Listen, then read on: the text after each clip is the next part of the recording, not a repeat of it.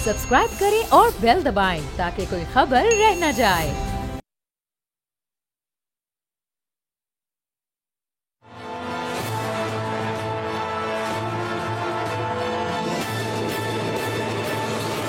अस्सलामुअलैकुम, मैं अरबाब जहांगीर। आप देख रहे हैं प्रोग्राम तज्जिया।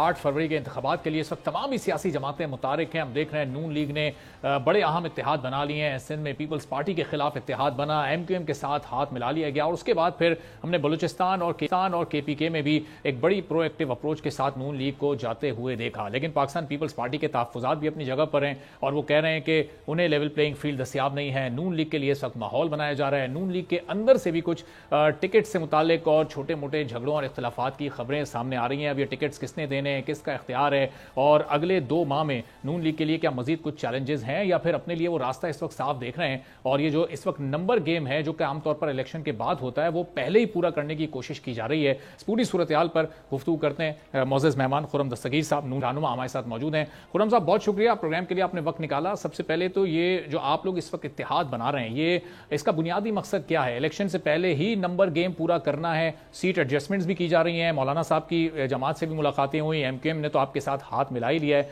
तो ये इन मकासद क्या है अभी आपके फिलहाल? ये मकासद ये हैं कि 2016 के बाद से जिस तरह जमहूरी अमल में रुकावटें आई हैं, तो तमाम सियासी जमातें जो हैं उनको मुश्किल हुई है एक माहौल में सारे पाकिस्तान में अवाम तक पहुंचने की। तो अब ये चूंकि जो एक जमहूरी सियासी अमल, आज़ाद जमहूरी सियासी अमल दोबारा शुरू हुआ है, तो सब जमातें कोशिश कर रही हैं कि वो अपने जो उनके ज्यादा स्ट्रेंथ का सूबा है उससे निकलकर दूसरे सूबों में भी जाकर बात करें, ना सिर्फ मेंबरान शामिल करें, अगर दूसरी जमातें हैं उनसे बात करें। और ये एक बड़ी मुस्बत बात है क्योंकि ये जो कोशिश है ये किसी एक जमात के खिलाफ नहीं है, ये एक जमहूरी मुकाबला है कि पाकिस्तान के अवाम को, चाहे वो किसी भी सूबे में हो, उन्हें एक मुतबादल फराहम किया जाए या कारकर्दगी की जो फर्क है वो उन पर वादे किया जाए। तो वो काम इस वक्त पाकिस्तान मुस्लिम लीग नून कर रही है चारों सूबों में। अच्छा, तो खुर्रम साहब, अब इस पर यह एतराज़ भी आ रहा है कि क्या नून लीग की पोजीशन इस वक्त इतनी मजबूत नहीं है चारों सूबों में? और जाहिर है कि केपी और जो बलूचिस्तान है उसकी तो अपनी ग्राउंड रियलिटीज़ है। सिंध में जो आप इत्तेहाद बना रहे हैं खासतौर पर MQM के साथ, वो उसमें उनका क्या फ़ायदा है, आपका क्या फ़ायदा है? उसमें आपका तो फ़ायदा लोगों को नज़र आ रहा है कि शायद MQM के साथ मिलकर सीट एडजस्टमेंट करके वहाँ उनकी हिमायत से आप कुछ चंद सीटें निकालने में कामयाब हो जाएं, बदले में उनको क्या मिल रहा है के साथ आए? जी, हमारी राय है, इससे इख्तलाफ हो सकता है, लेकिन ये कि सिंध में पीपल्स पार्टी के 15 साल जो अब एक दौर रहा है मुस्तकिल, वो 2008 से हुकूमत में है, उसके बावजूद सूबा सिंध उस तरह की तरक्की नहीं कर पाया जो कि जब वो पंजाब में आकर मुस्लिम लीग नून की कारकर्दगी देखते हैं, स्कूलों के हवाले से, कॉलेजेस के हवाले से, सड़कों और पुलों के हवाले से, जो इंफ्रास्ट्रक्चर है, सफाई के हवाले से शहरों की जो बेहतर सूरत हाल है पूरे पंजाब में है, तो लिहाजा वहाँ एक मैं ये कह सकता हूँ कि अवाम में एक मुतालबा है और एक प्यास है कि सिंध में भी वो तरक्की नजर आए। तो लिहाजा वो हम ऑल्टरनेटिव उनको ऑफर कर रहे हैं कि अगर आप पाकिस्तान और सिंध के अवाम हमारी मदद करते हैं और हमारी हिमायत करते हैं तो फिर हम सिंध में भी वही डेवलपमेंट डिलीवर कर सकते हैं जो हमने पंजाब में की है। तो लिहाजा MQM को ये एडवांटेज है कि कराची शहर जो कि काफी अरसे से इंफ्रास्ट्रक्चर के हवाले से अदम तवज्जी का शिकार है, गफलत का शिकार है, उसको फिर सही मानों में 21वीं सदी का शहर बनाया जाए। पाकिस्तान का एक बहुत बड़ा असासा है शहर कराची, तो उसको उस लिहाज से, उसके साइज के लिहाज से, उसकी जो वहाँ जो रहने वाले हमारे भाई और बहनें हैं उनकी जो एंटरप्रेन्योरियल सलाहियतें हैं, उसके एतबार से उस कराची का जो इंफ्रास्ट्रक्चर है, उस वहाँ पानी का निज़ाम जो है, पूरा ट्रांसपोर्ट का निज़ाम जो है, वो भी 21वीं सदी के मुताबिक होना चाहिए। اچھا، تو خرم صاحب اس کا مطلب یہ جو کراچی کی حد تک جو بدحالی ہے وہ اوور آل سندھ کو بھی اگر آپ اس میں شامل کریں تو اس میں آپ ذمہ دار اور قصوروار 100% پاکستان پیپلز پارٹی کو سمجھتے ہیں، اس میں ایم کیو ایم کا کہیں کوئی کردار نہیں ہے، چونکہ پچھلی تمام حکومتوں کا حصہ رہی ایم کیو ایم، اس میں آپ کی اپنی وفاقی حکومت بھی شامل تھی اور اس وقت تک کراچی بھی ان کے ہی ہاتھ میں تھا، وہاں پر ان کے میئرز بھی آئے ہیں، پورا میجورٹی جماعت وہاں کی وہ ہوا کرتی تھی، تو اس بگاڑ میں ان کا کوئی کردار نہیں رہا، ان کے ساتھ آپ بیٹھنے کو تیار ہیں؟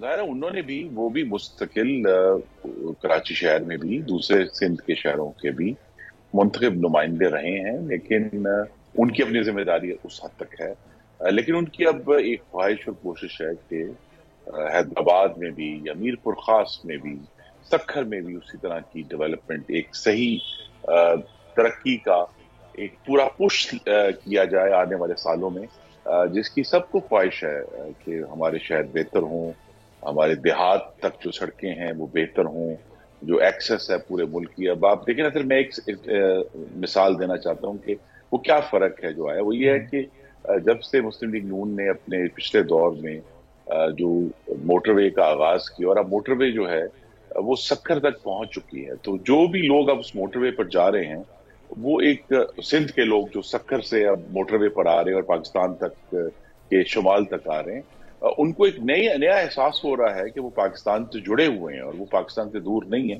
اور سکھر کے بہت سارے لوگ جو ہیں ان کے لیے ملتان جو ہے وہ زیادہ آسان ہے جانا بجائے یہ کہ وہ کراچی جائیں۔ تو یہ جو کنیکٹیوٹی ہے جو وہ اپنے آنکھوں سے دیکھ رہے ہیں، وہ یہ جنریٹ کر رہی ہے ایک ڈیمانڈ کے سندھ میں بھی وہی ترقی ہو جو پنجاب میں دیکھنے کو ملی۔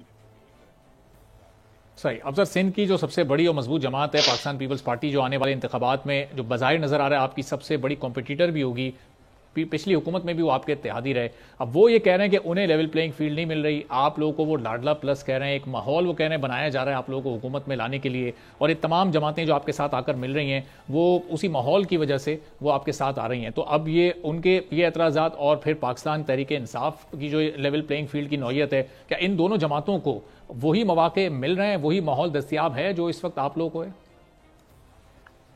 جس جماعت کا جو زیادہ ان کو حمایت حاصل ہے جس صوبے میں، وہاں وہ شکایت نہیں کرتے، ہم سب دوسری، مثلا ہماری شکایت یہ ہے، اور آپ کو معلوم ہے کل ایم کیو ایم نے باقاعدہ طور پہ الیکشن کمیشن میں جا کر بھی اس کا اظہار کیا کہ جی جو حلقہ بندیاں ہوئی ہیں اس میں پاکستان پیپلز پارٹی کو فیور کیا گیا ہے اور ان کو اکوموڈیٹ کیا گیا ہے۔ یہ جو سرگوشیاں ہیں یا یہ جو مطالبے ہیں، یہ ہم پنجاب میں سنتے ہیں کہ جی پنجاب میں مسلم لیگ نون کو اکوموڈیٹ کیا گیا ہے۔ حقیقت یہی ہے کہ اس وقت ہم سب نے 2018 کے الیکشن سے ایک سبق سیکھا ہے، جس کے نتیجے میں پہلے پی ڈی ایم کی حکومت بنی مارچ 2022 میں، اور وہ یہی ہے کہ کوئی لاڈلا نہیں ہے، ہم سب کو ایک جمہوری مقابلہ ایک دوسرے کے ساتھ کرنا ہے۔ اب اس انتخابی ماحول میں کچھ سخت اور تلخ باتیں بھی ہوتی ہیں، ایک دوسرے کے اوپر الزامات بھی ہوتے ہیں، لیکن چونکہ ایک بہت مثبت تجربہ رہا ہے پی ڈی ایم کی حکومت کے اندر جو حمایت حاصل کی، پاکستان پیپلز پارٹی نے ایک مثالی جو حصہ تھے خود بھی کابینہ میں بھی اور پارلیمان میں بھی حکومت کی حمایت کی ان 16 مہینوں میں، تو لہٰذا یہی بنیاد بن سکتی ہے اگر آنے والے دنوں میں اگر کولیشن بھی بننی ہے، تو بجائے یہ کہ ایک دوسرے پر الزام تراشی کی جائے، قائم کارکردگی پر مقابلہ کر لیتے ہیں۔ ہم سندھ کی جو اس وقت ترقی کی صورتحال ہے، پاکستان پیپلز پارٹی نے صحت پہ اچھا کام کیا ہے سندھ میں، تو وہ اس کی کارکردگی سامنے لائیں گے۔ ہم نے جو پنجاب میں اور پورے ملک میں جو کام کیا ہے، جیسا میں نے سکھر موٹر وے کا ذکر کیا، ہم اس کو سامنے لائیں گے، اور پاکستان کی عوام سب سے بہتر جج ہیں، وہ فیصلہ انشاءاللہ 8 فروری کو دے دیں گے۔ صحیح، لیکن وہ صاحب آپ یہ جو جن کو مثالی اتحادی کہہ رہے ہیں، وہ تو جب حکومت سے نکلے اور اگلے ہی دن سے انہوں نے اس حکومت کے سارے، اگر اس میں کوئی غلط فیصلے ہوئے، کوئی مہنگائی ہوئی، تو وہ تمام ملبہ آپ پر ڈالنا شروع کر دیا۔ وہ تو آپ کو مہنگائی لیگ کہہ رہے ہیں، آپ انہیں مثالی اتحادی کہہ رہے ہیں، تو یہ وہ تو تمام ذمہ داری اس آپ پر ڈال رہے ہیں، اور یہ الزام بھی لگا رہے ہیں کہ آپ لوگ الیکشن کیمپین 13 سے 17 تک کی کارکردگی پر کر رہے ہیں۔ اگر وہ ہمیں مہنگائی لیگ کہہ رہے ہیں تو ہم بھی انہیں کہتے ہیں کہ پاکستان سیر پارٹی ہے، وہ جو وزیر خارجہ تھے ان کے جو چیئرمین ہیں، لیکن یہ ایسی گفتگو سے ہمارا تو شاید ایک دوسرے کے خلاف بولنے کی خواہش پوری ہو جائے، لیکن پاکستان کے عوام کا کوئی فائدہ نہیں ہو رہا۔ کارکردگی کی بات کر لیں گے جی، ہم جو 16 مہینے تھے، ہم سب جو اصل اہم بات ہے کہ 16 مہینے ہم سب اس کے برابر ذمہ دار ہیں اور ہمیں اس کی ذمہ داری اٹھانی ہے. لیکن اس سے پہلے کا جو مختلف ادوار رہے ہیں، 2013 سے 17 کا جو دور ہے، جس میں ان صرف 4 سالوں میں نواز شریف نے ملک کے 4 بڑے مسئلے جو ہے لوڈ شیڈنگ، مہنگائی، دہشت گردی اور جو سی پیک تھا، نواز شریف نے حل کر دی. کراچی کا امن بھی اس کے اندر شامل ہے کہ جو کام پاکستان پیپلز پارٹی 2008 سے 13 کے دوران نہیں کر سکی. ان کے پاس وفاقی حکومت بھی تھی، لیکن کراچی میں 10,000 شہری جو ہے وہ ٹارگٹ کلنگ میں ہلاک ہو گئے اور شہید ہوئے. لیکن جیسے ہی مسلم لیگ نون کی حکومت آئی، نواز شریف نے اس پہ انیشیٹو لیا اور 3 سالوں کے اندر اندر سندھ کی حکومت کے تعاون سے، یہ بھی دلچسپ بات ہے کہ ان کے تعاون سے کراچی شہر کو ٹارگٹ کلنگ سے پاک کر دیا. الحمدللہ آج تک پاک ہے. تو لہٰذا یہ جو اچیومنٹس ہیں، اور اس میں آئی تھنک سندھ کے لوگوں کو بھی نظر آ رہا ہے کہ کس نے کیا کام کیا ہے. اس کو ہم نے، یہ ہمارا اب چیلنج ہے کہ ہم کس طرح یہ تمام ایشوز اور کارکردگی جو ہے وہ عوام کے سامنے رکھتے ہیں اور اس کی بنیاد پر انشاءاللہ الیکشن میں جائیں. صحیح. اب خرم صاحب، ظاہر ہے کہ پچھلی حکومت تک تو یہ پیپلز پارٹی بھی آپ کے ساتھ تھی، جو پی ڈی ایم کی آپ کی حکومت تھی، لیکن اب وہ یہ کہتے ہیں کہ اس وقت آپ کا بیانیہ مختلف تھا، وہ ووٹ کو عزت دو تھا، وہ احتساب کا بیانیہ تھا، اور جب لندن سے میاں صاحب واپس آئے تو ان کے بیانیے میں ایک بڑی تبدیلی آ گئی ہے، تو اس لیے اب ہم ان کی حریف جماعت بن گئے، اب ان کے ساتھ نہیں چل سکتے ہیں. تو یہ اس بیانیے کی تبدیلی کی کیا بنیادی وجوہات تھیں؟ یہ میاں صاحب کو کسی نے سمجھایا کہ ماحول تبھی بنے گا کہ جب آپ اس بیانیے کو تبدیل کریں گے، یا از خود انہوں نے پھر یہ فیصلہ کیا کہ اس کو تبدیل کیا جائے اور پرائرٹی اپنی بدلی جائے؟ دیکھیں، اس میں 2 باتیں ہیں. یہ جو ہم سب کوڈ ورڈز میں گفتگو کرتے ہیں اور کھل کر بات نہیں کرتے، میں کھل کر دیتا ہوں آپ کے پروگرام میں، اور وہ یہ ہے کہ جو مطالبہ یہ ہے کہ وہ سابق عسکری افسران جنہوں نے آئین توڑا، ان سے ریاست پاکستان نے اب کیسے آگے چلنا ہے. اس کا جو سب سے مشکل تجربہ ہے وہ مسلم لیگ نون نے 2013 میں کیا، اور مرحوم بہشتی جن پرویز مشرف کو ہم عدالت میں لے کر گئے. اس کا پھر نتیجہ یہ تھا کہ ہمارے اوپر عمران خان لانچ کیے گئے 2014 کے دھرنے کی صورت میں، پھر ڈان لیکس کی صورت میں، پھر نواز شریف کی ڈسکوالیفیکیشن کی صورت میں، پھر 2018 کے الیکشن چوری کیے جانے کی صورت میں، اور اس کے بعد جو مسلم لیگ نون کے قائدین اور لیڈران کے ساتھ بدترین استحصال ہوا اس کی صورت میں. تو لہٰذا ہمارے سامنے ایک سبق موجود ہے. مسلم لیگ نون کا جو بنیادی نظریہ ہے کہ ووٹ کو عزت دو، وہ اپنی جگہ پر کھڑا ہے. صرف یہ ہے کہ آپ اس پر پاکستان پیپلز پارٹی بھی کھل کر بات نہیں کرتی کہ جی احتساب کا کیا طریقہ کار ہوگا اگر ہم نے احتساب کرنا ہے تو، اور اگر ہمیں لیٹ سے کرپشن کا بھی احتساب کرنا ہے. ایک تو ہے آئین کو توڑنے کا احتساب، دوسرا کرپشن، اس کا طریقہ کیا ہوگا؟ کیونکہ موجودہ طریقے سے تو ہم یہ واضح ہے کہ وہ بالکل ہی ناکام ہے اور سیاسی انجینئرنگ کا ذریعہ ہے. تو ہمیں آگے کیسے بڑھنا ہے؟ تو کھل کر بات کریں گے تو ہم سب آئی تھنک پاکستان کے عوام کو بھی آسانی ہوگی، میڈیا کو بھی آسانی ہوگی کہ آگے کیسے بڑھنا ہے. تو وہاں تو ہم اپنی جگہ پر کھڑے ہیں.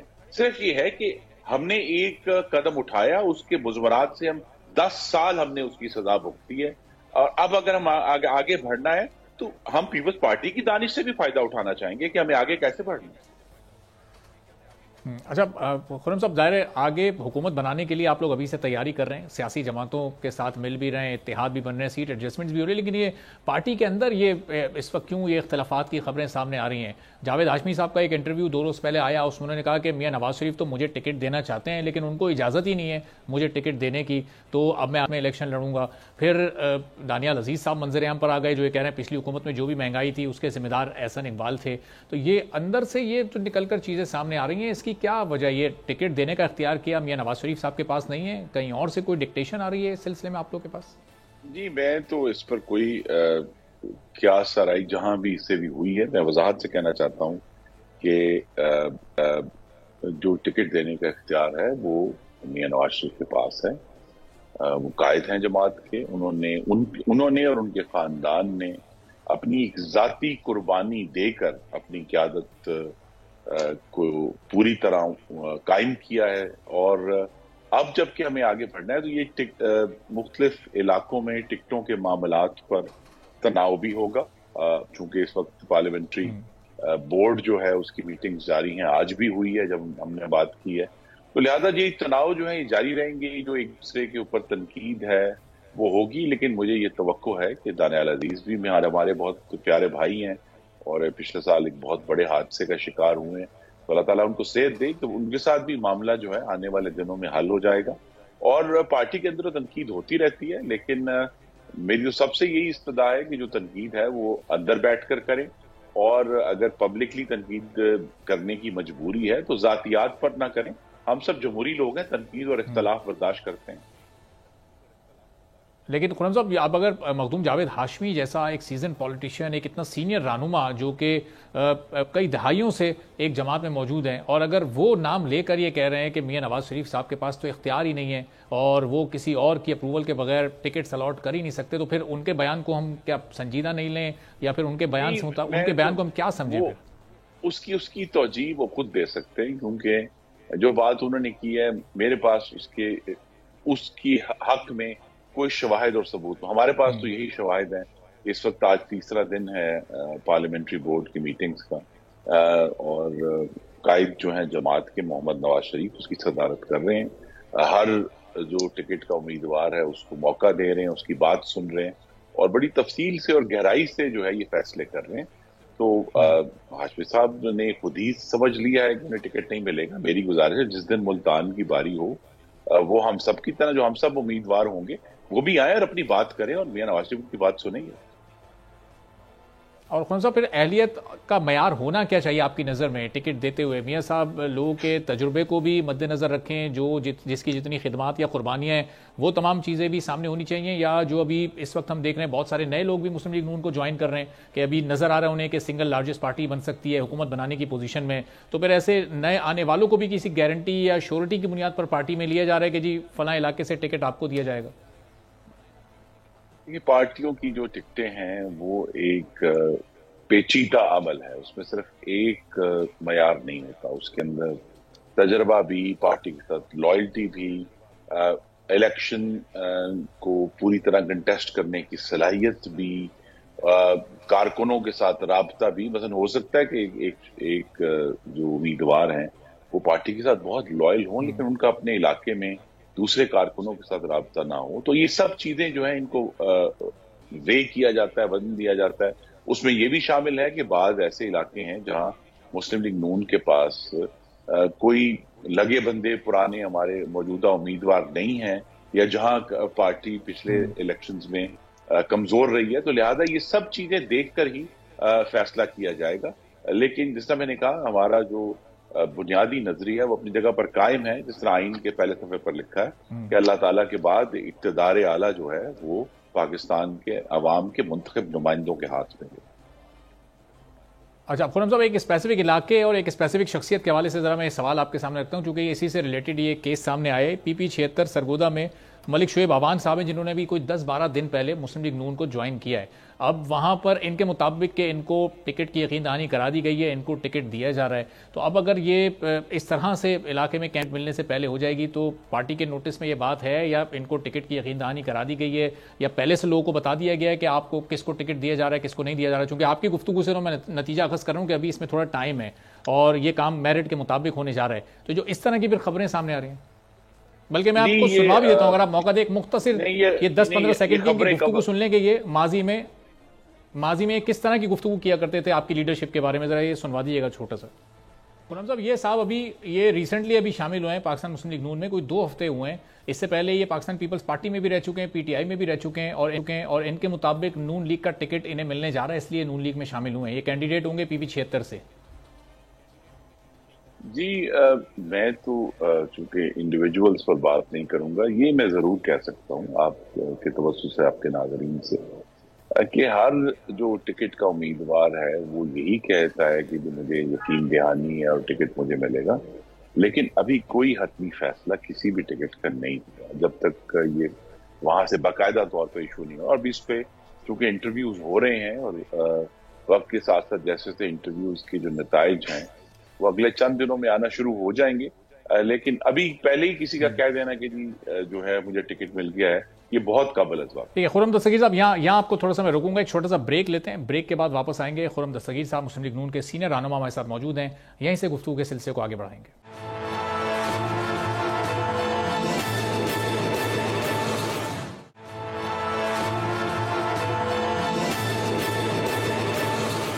ایک بار پھر آپ کو خوشامدید کہیں گے پروگرام میں. خرم دستگیر صاحب مسلم لیگ نون کے سینئر رہنما موجود ہیں.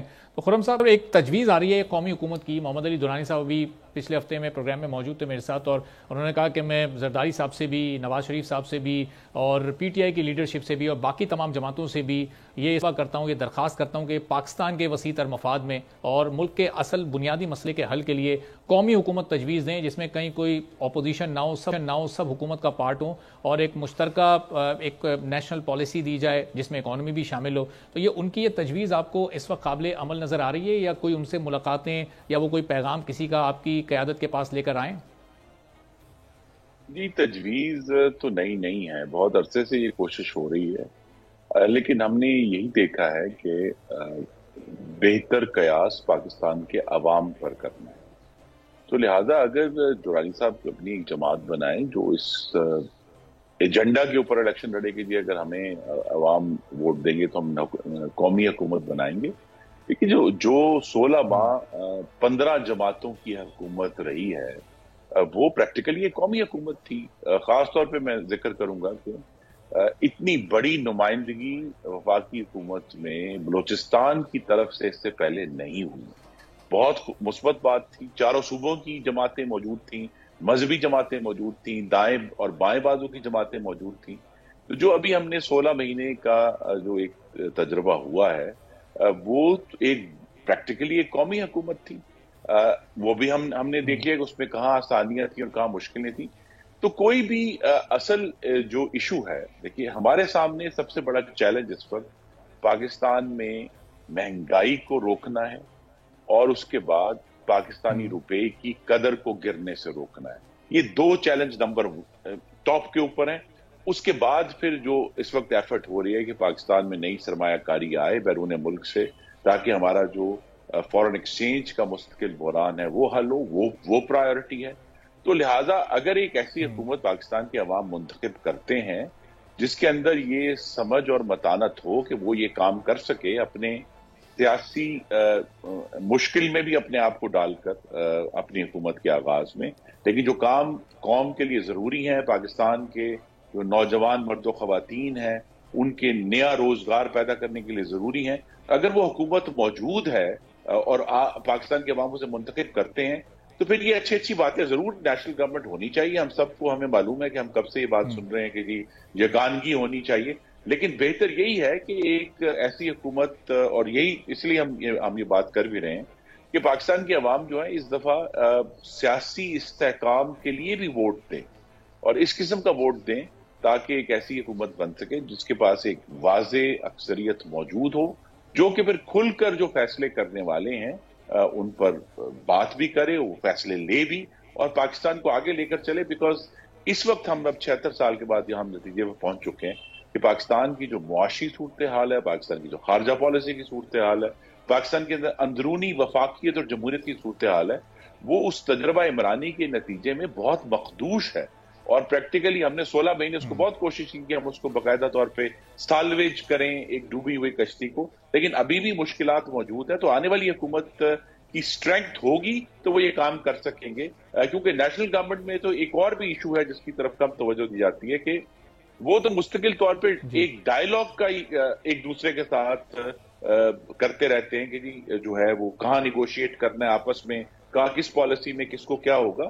اگر ہم چاہتے ہیں کہ ملک آگے بڑھے تو ایک ایسی ہمیں حکومت چاہیے جس کو پاکستان کے عوام پارلیمان میں ایک واضح, چلے اکثریت نہیں تو کم از کم ایک پلورلٹی تو دیں, تاکہ وہ ایک یکسوئی کے ساتھ جو فیصلے کرنے والے ہیں کر سکیں. تو خان صاحب, یہ عوام اگر یہ مینڈیٹ ابھی آپ کی گفتگو سے بھی لگ رہا ہے کہ مسلم لیگ نون کو مسائل کا ادراک ہے, مہنگائی کو آپ سب سے بڑا مسئلہ سمجھ رہے ہیں, جو واقعی ایک عام آدمی کا اس وقت سب سے بڑا مسئلہ ہے, جو روپے کی ڈی ویلیو ہو رہی ہے, اگر یہ سلسلہ رکے گا یا اس میں بہتری آئے گی تو ایک عام آدمی کے حالات پر اس کا براہ راست اثر پڑے گا. تو نون لیگ کا اس وقت جو منشور بن رہا ہے وہ ایک اس کی بڑی تگڑی کوئی 40 سے زائد لوگوں پر مشتمل ایک کمیٹی ہے, غالباً اس میں کوئی 43 لوگ ہیں. تو یہ اس منشور میں پرائرٹی بیسس پر ان نکات پر کام ہو رہا ہے. اس کا نمبر 1 پوائنٹ اور ایجنڈا مہنگائی میں کمی لانا ہی ہوگا, روپے کو مستحکم کرنا ہوگا, معیشت سے متعلق ساری آپ کی پرائرٹی رہے گی اس میں. اس کا نمبر 1 ایجنڈا معیشت ہی ہے, مہنگائی کا کنٹرول ہے, لیکن اس کے پاکستان میں اس وقت مہنگائی کا کنٹرول جو ہے وہ اس کے لیے پھر ہمیں جو پاکستان جو 2018 سے 22 تک کی جو عذاب عمرانی تھا، اس کے نتیجے میں جو ہمارا قرضہ دگنا ہوا ہے، اس کی وجہ سے جو ری پیمنٹ کی صورتحال پیدا ہوئی ہے، تو لہذا ان سب چیزوں کو ایک بہت یعنی مشکل مرحلہ آ رہا ہے حکومت بنانے کے بعد بھی جو کنٹرول کرنا ہے. تو یہ سب چیزیں ہمارے منشور کا جو ہے نمبر 1 ایجنڈا آپ کو نظر آئے گا. پہلے صفحے پر مہنگائی کا کنٹرول ہی لکھا ہوگا. صحیح. اچھا خرم صاحب، 2-3 بس میرے سوالات رہ گئے، میں جلدی آپ کے سامنے رکھوں گا. یہ جو اس وقت میاں صاحب کی کچھ لیگل کمپلیکیشنز ہیں جو کہ انہیں بھی ایک معاملے میں وہ بری ہو گئے، لیکن ابھی بھی ایک نااہلی والی تلوار ان کے سر پر موجود ہے. یہ ان کیس اگر یہ الیکشن کا یہ پروسیس شروع ہو جاتا ہے اور یہ کسی بھی معاملے کی وجہ سے یہ ڈیلے ہو جاتا ہے معاملہ، تو پھر کوئی آلٹرنیٹ کینڈیڈیٹ آپ لوگوں نے پارٹی کا سوچا ہوا ہے؟ کیا شہباز شریف صاحب بھی ایک بار پھر پرائم منسٹر ہو سکتے ہیں؟ جی، شہباز شریف صاحب اچھے امیدوار ہیں متبادل کے طور پہ، لیکن پارٹی اس پر مکمل طور پر یکسو ہے کہ ہمارے امیدوار محمد نواز شریف ہی ہوں گے. ہمیں یہ توقع ہے کہ جو دوسرا جو کیس ہے، جو ناانصافی کا فیصلہ ہوا ہوگا، اس پہ بھی وہ بری ہوں گے. اور جو نااہلی کا معاملہ ہے، اس میں وہ معاملہ اسی وقت اٹھے گا جب نواز شریف کے کاغذات نامزدگی داخل ہوں گے اور کوئی نہ کوئی اس کو چیلنج کرے گا. تو سپریم کورٹ کے سامنے یہ ہوگا کہ سپریم کورٹ کا اپنا ایک فیصلہ ہے، اور اس کے بعد پارلیمان نے قانون سازی کے تحت جو ہے وہ اپنی رائے دے دی ہے اس کے اوپر کہ یہ کیسے ہینڈل ہوگا اور کتنا عرصہ ہوگا. تو لہذا یہاں پھر یہ ہماری توقع ہے کہ سپریم کورٹ بھی یہی فیصلہ کرے گا کہ پارلیمان کی رائے، جو پاکستان کے عوام کی رائے ہے، وہ مقدم ہے سپریم کورٹ کے ماضی کے فیصلوں کے اوپر.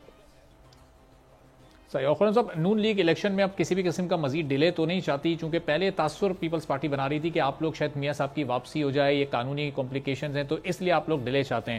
کل ایک خبر آئی ہے کہ وہ الیکشن کمیشن میں کچھ 17 درخواستیں جمع ہوئی ہیں کہ جی الیکشن کو مختلف وجوہات کی بنا پر اس کو ڈیلے کیا جائے. کل اس کی سماعت بھی ہے 6 دسمبر کو.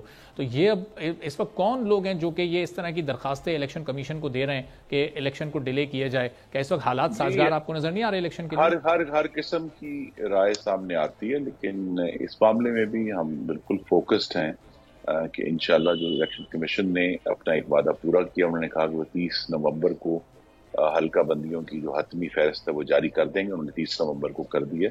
تو ہمیں اس سے اعتماد ہوا ہے کہ جو اسی طرح الیکشن کمیشن نے کہا ہے کہ 8 فروری کو انتخابات ہوں گے، تو بہت جلد 54 دن کا یہ پروسیس ہوتا ہے. تو وہ 54 دن کا پروسیس جو ہے وہ اس کا آغاز جو ہے اگلے 10 یا 12 دن میں ہو جائے گا، اور انشاءاللہ 8 فروری کو پاکستان کے عوام جو ہیں اپنی اگلی قومی اور صوبائی اسمبلیاں منتخب کریں گے، جنہوں نے پھر آگے آ کر صدر پاکستان کا انتخاب کرنا ہے، نئی سینٹ کا انتخاب کرنا ہے. تو بہت سارے کام کرنے والے ہیں.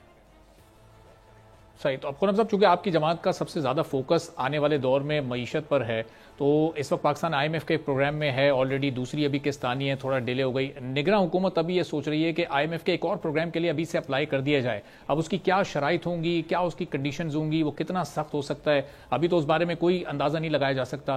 کیا نگراں حکومت کو یہ اسٹیپ لینا چاہیے؟ ان کے پاس فل مینڈیٹ اس بات کا ہے کہ وہ IMF کے پروگرام میں اپلائی کر دے اور پھر آنے والی حکومت ان شرائط کو پوری کرے جس نے کہ وہ معاہدہ کیا بھی نہ ہو؟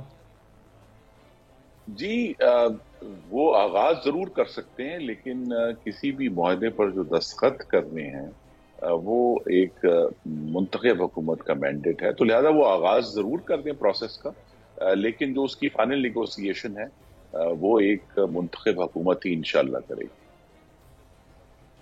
اچھا، اور نگراں حکومت کی کوئی ابھی آپ کی اکنامک ٹیم سے کوئی بات، کوئی مذاکرات، کوئی سلسلہ ایسا شروع ہوا ہے، یا انہوں نے ابھی یہ صرف اپنے طور پر یہ ڈیسیجن لیا ہے کہ ہم اس سیکنڈ پروگرام کے لیے ابھی اپلائی کر دیں؟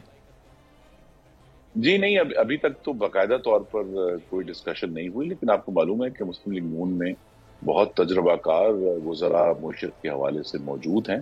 تو غیر رسمی گفتگو تو غالباً ہوتی ہوگی، لیکن کوئی باقاعدہ طور پہ مشاورت نہیں ہوئی. صحیح. چلیں بس خرم صاحب، جاتے جاتے بس یہ آخری سوال، کئی بہت ہی ساری تقریباً تمام ہی سیاسی جماعتوں سے آپ نے اتحاد بھی کیے ہیں، سیٹ ایڈجسٹمنٹ بھی کیے ہیں، مل رہے ہیں، نمبر پورا کر رہے ہیں. حکومت میں آنے کے بعد اگر آپ کی سب سے بڑی جماعت ہوتی ہے، سب سے زیادہ سیٹس آپ لیتے ہیں، کیا پاکستان پیپلز پارٹی کو بھی دعوت دیں گے ساتھ آئے بیٹھے حکومت کا حصہ بنے، یا پھر ان کا رول آپ ایز اپوزیشن پارٹی دیکھ رہے ہیں؟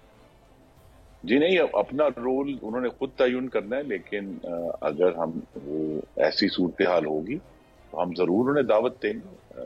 تو میں نے کہا کہ 16 ماہ میں ایک مثبت تجربہ ہوا ہے اور انہوں نے ہماری حمایت کی ہے, تو لہٰذا کوئی ایسی وجہ نہیں ہے کہ صرف گفتگو کی بنیاد پر ہم ان کہیں گے جی وہ تو ہم ان سے بات نہیں کریں گے.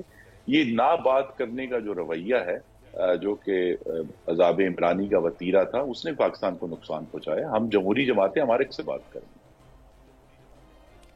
چلیں بس آخر میں اس پہ بھی کمنٹ کر دیں کہ یہ پی ٹی آئی سے بھی بات کریں گے, نئے چیئرمین ان کے آ چکے ہیں, پارٹی کی ایک نئی شکل نکل چکی ہے, اور اگر یہی سلسلہ جاری رہا تو ان سے اگر وہ اپنے آپ کو جمہوری مین سٹریم میں لے کر آتے ہیں اور اپنی جو پچھلی سیاست تھی جو کہ دوسروں کو چور, ڈاکو, غدار اور کافر کہنے پر قائم تھی, اگر اس سے پیچھے ہٹتے ہیں اور ایک دوسرے کے جو دوسری جماعتوں کا جو مینڈیٹ ہے جو عوام دیتے ہیں اس کا احترام کرتے ہیں, تو پھر ضرور اس پر غور ہو سکتا ہے کہ ان سے بھی بات کی جائے. لیکن ابھی تک ان کی طرف سے کوئی ایسا سگنل نہیں آیا. انہوں نے اپنا جو ایک غیر جمہوری اور فاشسٹ وتیرہ ہے وہ چھوڑا. ٹھیک ہے, بہت بہت شکریہ. خرم دستگیر صاحب مسلم لیگ نون کے سینئر رہنما موجود تھے. آنے والے انتخابات کے حوالے سے کہ اندر سے اس وقت جو اختلافات کی چھوٹی موٹی خبریں نکل کر سامنے آ رہی تھی اس سے متعلق اور معیشت سے متعلق بڑا کھل کر اور واضح انداز میں انہوں نے اظہار خیال کیا, اپنے تاثرات بتائے. ایک بریک لیتے ہیں, بریک کے بعد جب واپس آئیں گے تو نگراں حکومت جس طرح ابھی ایک اور IMF پروگرام کے لیے اپلائی کرنے جا رہی ہے, اس کے پاکستان کی معیشت پر آنے والے دور میں کتنے بہتر اثرات مرتب ہوں گے, اور آنے والی حکومت کے لیے اسے چیلنجز بڑھیں گے یا پھر آسانی ہوگی, اس پر بات کریں گے ایک بریک کے بعد.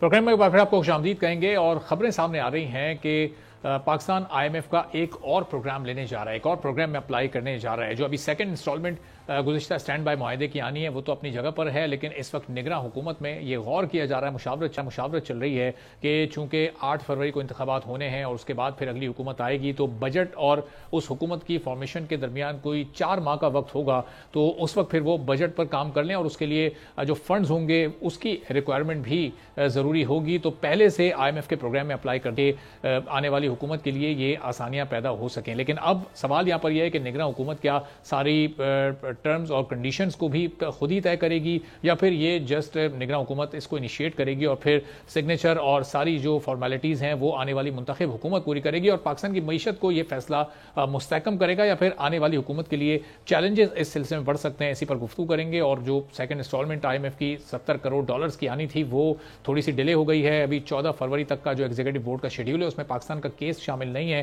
تو کیا اس کے لیٹ ہونے سے پاکستان کی اس وقت اکانومی پر کوئی امپیکٹ کریٹ ہوگا؟ خاقان نجیب صاحب سابق مشیر ہیں وزارت خزانہ کے, ہمارے ساتھ موجود ہیں. خاقان صاحب بہت شکریہ پروگرام کے لیے, آپ نے وقت نکالا. یہ اس وقت جو نگراں حکومت یہ فیصلہ کرنے جا رہی ہے, اگر یہ پاکستان IMF کے سیکنڈ پروگرام کے لیے بھی ابھی اپلائی کر دیتا ہے اور اسی ماہ یہ مذاکرات کا سلسلہ چل پڑتا ہے, شروع ہو جاتا ہے, تو یہ آنے والی حکومت کے فیور میں ہوگا یا یہ اس کے خلاف جائے گی سچویشن؟ یہ کیا آگے حالات بنیں گے؟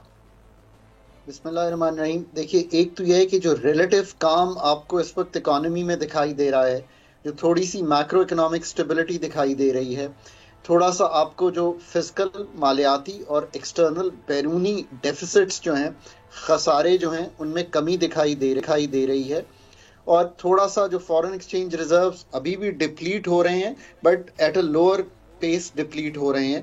اور یہ جو تقویت آپ کو دکھائی دے رہی ہے مارکیٹ میں, یہ جو سٹاک ایکسچینج میں, اور پاکستان کے انٹرنیشنل بانڈ بھی بہتر ہوئی ہے اس کی ویلیو, یہ سب کچھ جو ہے اس کا بہت بڑا تعلق IMF کے پروگرام کے اجرا سے تھا جو جولائی میں ہوا. ستمبر کا سٹاف لیول کا ایٹ لیسٹ اگریمنٹ ہو گیا, تو ایک امید یہ کریٹ ہوئی کہ نئے $700 ملین اور اس سے ایسوسیٹڈ $1.5 ارب جو ملٹی لیٹرل سے آنا ہے وہ بھی آ جائے گا. ابھی میں مانتا ہوں کہ تھوڑا سا ڈیلے ہو گیا ہے, اور اس کی کئی وجوہات ہو سکتی ہیں, اسکیجولنگ بھی ہو سکتی ہے, انہوں نے کچھ کنفرمیشنز لینی تھی وہ بھی ہو سکتی ہیں. آئی تھنک کہ a good time now is for IMF to communicate to the markets کہ کیوں یہ ہوا ہے, اور اگلی قسط جو ہے اس کی ڈیٹ بورڈ کی دے دینی چاہیے. آئی تھنک ان اداروں کو جو اسپیشلی یہ بھی انٹرنیشنل بیوروکریسیز کی طرح ہوتے ہیں, ان کو مارکیٹ کمیونیکیشن کو بہت زیادہ ہائی فریکوینسی کر دینا چاہیے تاکہ مارکیٹس کو تقویت رہے کہ یہ ایک اسکیڈولنگ ڈیلے ہے، جو بھی ڈیلے ہے وہ کلیئر کر دینا چاہیے. یہ تو ایک بات ہے. $25 ارب پاکستان نے اس سال لگ بھگ جمع کرنے ہیں، جس میں فائنینسنگ کمرشل بھی ہے، بائی لیٹرل بھی ہے، IMF کی بھی ہے، ملٹی لیٹرل بھی ہے، جنیوا پلیجز بھی ہے، پروگرام لونز بھی ہیں. اب ایسی ہی صورتحال اگلے سال بھی ہے تقریباً. مطلب اگر آپ لے کر چلیں، اگر پاکستان نئے پروگرام کا اجرا نہیں کرتا تو جو ریلیٹو سٹیبلٹی آپ کو دکھائی دے رہی ہے اور جو ایکسٹرنل کا آن گوئنگ چیلنج ہے، جو آپ نے ریفارمز کرنے ہیں، یا تو ہم وہ سب کچھ خود کرنے کو تیار ہو جائیں. دیکھیں آنیسٹلی میرا تو پروپوزیشن یہ ہے کہ ہم خود تیار ہو جائیں. اس کے باوجود بھی آپ کو IMF کا سال 2-3 سال کا جو پروگرام ہے وہ لینا پڑے گا. بٹ یہ امید تو باندھے نا کہ آپ اس پروگرام کو پاکستان کو نکالنے والا پروگرام ثابت کریں گے. اس کو ڈیزائن کریں اس طرح سے کہ یہ کلیدی مسائل کو حل کرے. دیکھیں یہ بھی یاد رکھیے کہ جو IMF کے پروگرام پاکستان لیتا رہا ہے وہ آج تک زیادہ کس چیز پہ بیسڈ ہیں کہ ہم تھوڑی سی ٹیکسیشن بڑھا دیں تو ہم اپنی جو فسکل کا خسارہ ہے اس کو پورا کر لیں، ہم کچھ قیمتیں بڑھا دیں تو ہم یہ پورا کر لیں کہ پاکستان کی جو تھوڑا سا خسارہ ہے اس کو انرجی سیکٹر میں کم کر لیں. پر کیا ہم نے کبھی سوچا کہ ٹیکس براڈنگ نہیں ہوئی ہے؟ کیا ہم نے سوچا کہ آج بھی energy sector circular debt inefficiencies کی وجہ سے، ان پاور سیکٹر کی قباحتوں کی وجہ سے بڑھ رہا ہے؟ کیا کبھی ہم نے سوچا کہ ڈی ویلیویشن کرنا ہی ایک جز نہیں ہے؟ ڈی ویلیویشن کو ٹھیک کرنے کا طریقہ تو پیداواری صلاحیت بڑھانا ہے. میرا خیال ہے ہم نے ان تینوں چیزوں پہ کبھی نہیں سوچا. اگلا پروگرام لینا پڑے گا. آپ نے کہا کہ کرنٹ گورنمنٹ اس کو نیگوشیٹ کرے گی. میرا خیال ہے کہ آنے والی گورنمنٹ اس کو نیگوشیٹ کرے گی. اگر 8 فروری کا سکیڈول فالو ہوا الیکشنز کا، جو کہ لائکلی ہے، کوئی اس میں قباحت نہ آئی، تو پھر میرا خیال ہے کہ جو سیکنڈ ریویو بھی ہے IMF کا وہ بھی اس وقت دیکھنا پڑے گا. اس کی کرنٹ ڈیٹ 3 فروری ہے. اگر 8 فروری کو الیکشن ہو رہے ہوئے تو مے بی وہ بھی تھوڑا سا ڈیلے ہو جائے. اور جو نیا پروگرام ہے اس کا اجرا جو ہے وہ تب ہوگا جب آنے والی حکومت آ جائے گی، بجٹ کے خد و خال وہ ڈیزائن کر لے گی، اور وہ 3-4 ماہ آپ نے درست کا وہ ٹرانزیشنری پیریڈ ہوگا جب اپریل میں یہ پروگرام ختم ہو رہا ہوگا. پر اس کی کنٹینیوٹی ضروری ہے اور مارکیٹ کو سگنل ضروری ہے.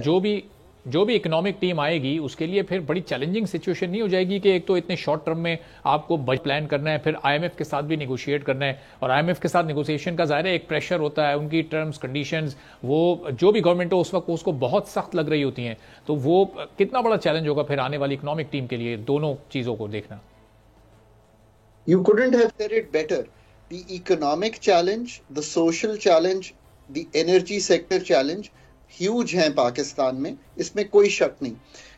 جو ابھی تقویت یا کامنس یا جسے کہیں گے جائریشنز نہیں ہو رہی کہ یہ موو نہیں کر رہا آپ کا جو فوریکس ریٹ ہے، اور تھوڑی سی کنسالیڈیشن یعنی کہ مالیاتی کنسالیڈیشن دکھائی دے رہی ہے، یہ سب جو آپ نے اسمگلنگ پہ قابو پایا، تھوڑا سا آپ نے افغان ٹرانزٹ ریٹ کو ٹھیک کیا، ان سٹیپس کو تقویت دینے کے لیے اگر جامع پروگرامز کے ساتھ نئی حکومت نہیں آئے گی اور انحصار انہی چیزوں پہ رکھے گی کہ فسکل ایڈجسٹمنٹ ہر صورت میں IMF کے انڈر کر لی جائے، مانیٹری ٹائٹننگ رکھی جائے، ڈی ویلیویشن کر لی جائے، پرائسز بڑھا لی جائیں، تو وہ دیر پا نہیں ہوگا پاکستان کے لیے.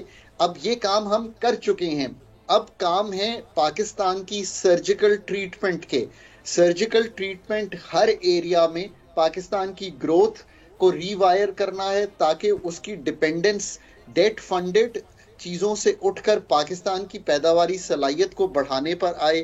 پاکستان کو ڈی ریگولیٹ کرنا ہے. پرائیویٹائزیشن ایک بہت ایجنڈا ایجنڈا ہے. یہ ابھی تو ہم نے مطلب we haven't even tested the waters. ہمیں ابھی PIA یا ہمارے جو ڈسکوز ہیں یا ہمارے جو جینکوز ہیں، ابھی تو ہمارے جو کچھ بینکس ہیں، we haven't even tested the waters کہ کیا رسپانس آتا ہے ان مین ایریاز میں.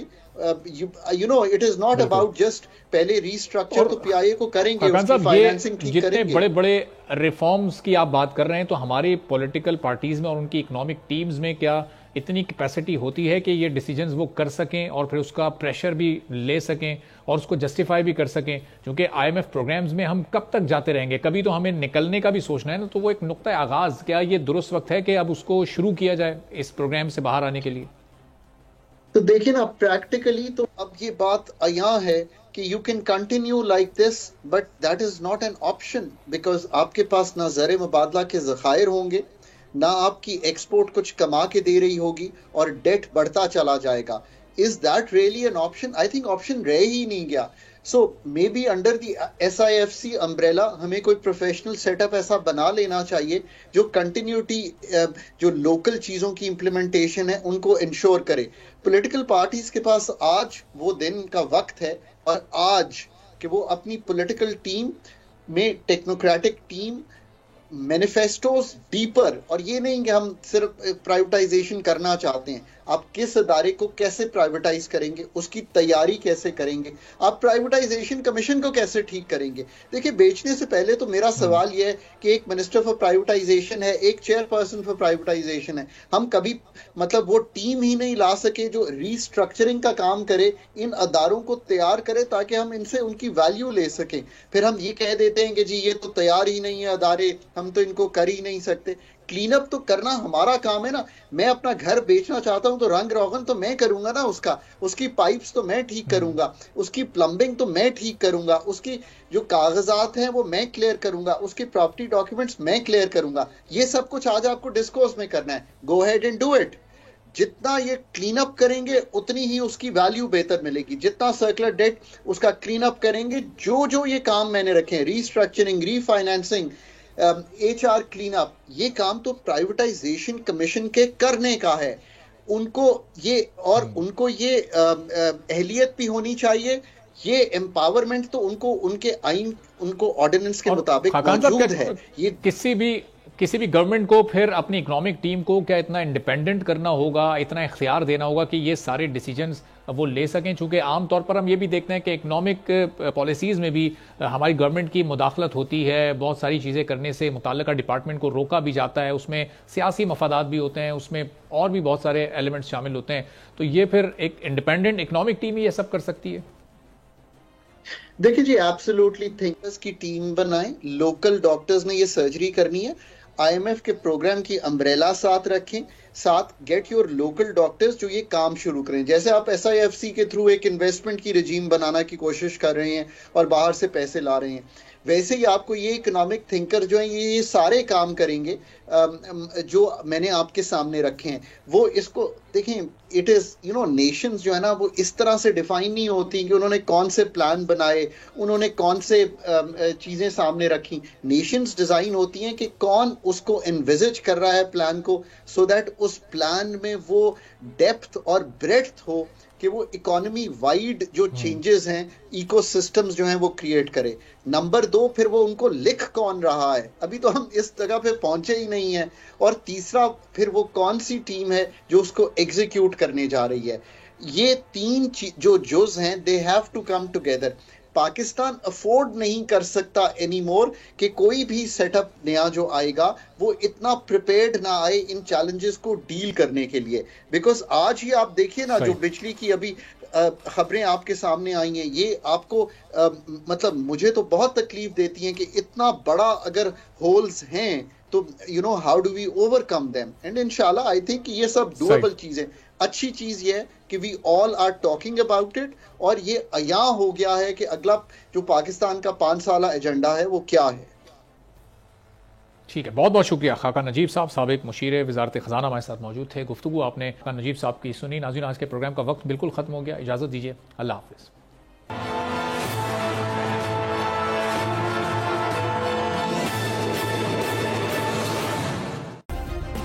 سبسکرائب کریں اور بیل دبائیں تاکہ کوئی خبر رہ نہ جائے.